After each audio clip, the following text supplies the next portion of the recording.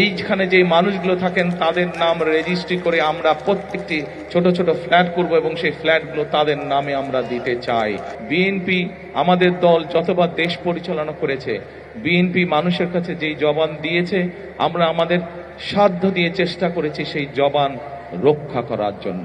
আজকে আপনাদের সামনে আমি একটি কথা বলতে যাই, আমি জানি না এটা নির্বাচন আচরণ বিধিতে পড়বে কিনা, কেউ ষড়যন্ত্র করে করবে কিনা, কিন্তু আমি যা করতে চাই আমি আল্লাহর রহমত নিয়ে সবকিছু করতে চাই। আপনাদের যদি দোয়া থাকে, আপনাদের যদি প্রত্যেকের দোয়া থাকে, আল্লাহ যদি রহম করেন, তাহলে আল্লাহর রহমতে আমি কয়েকটি কাজ এখানে করতে চাই, আল্লাহ যদি আমাকে সেই সুযোগ দেন।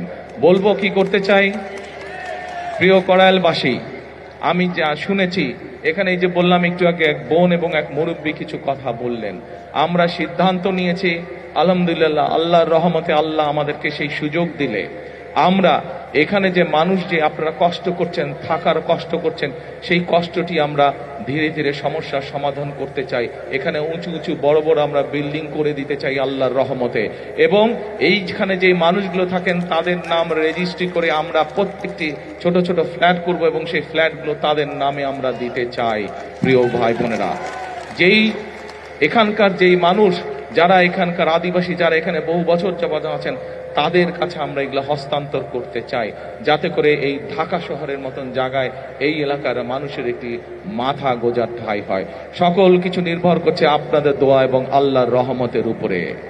আপনারা কি দোয়া করবেন আল্লাহ কি আমাদেরকে সেই রহমত দেবে? ইনশাআল্লাহ।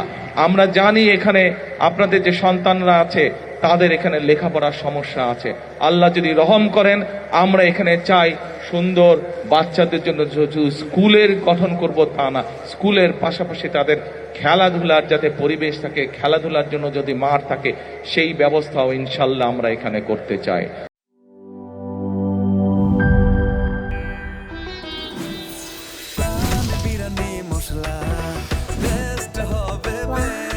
প্রাণ বিরিয়ানি মশলা, টেস্ট হবে বেস্ট। প্রাণ, জীবনের স্বাদ।